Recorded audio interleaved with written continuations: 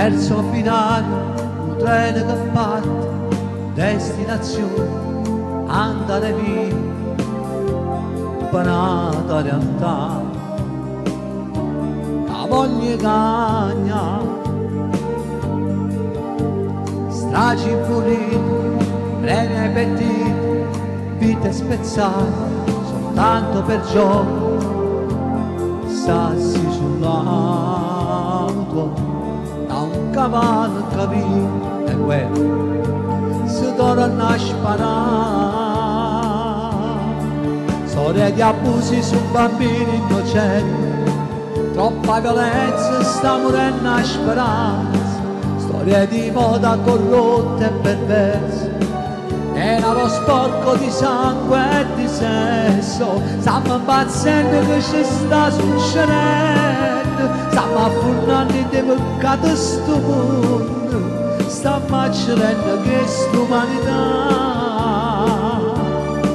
Caro Signore dall'alto di cielo, tu che sei grande, a me stiamo c'è male, tu che sei bene, raggiungo l'amore, distruggi un male che sta nella terra.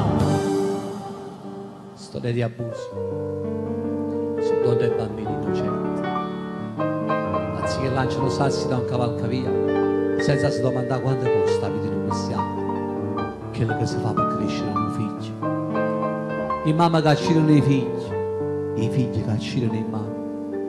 E allora uno poi si chiede, ma è mai possibile? Vuol che forse sta indallare in un virus che veramente quando colpisce fa perdere il senso della ragione. Stiamo impazzendo che ci sta succedendo, stiamo affondando in dei peccati sto mondo, stiamo accedendo che st'umanità. Il Natale unisce un po' tutti noi, porta tutti a casa. È bello ritrovarsi con le famiglie, con gli amici, con le persone, con gli affetti cari, ma lo dovremo fare sempre, perché alla fine, credetemi, tutto quello che abbiamo, tutto quello che si lascia, resta qui.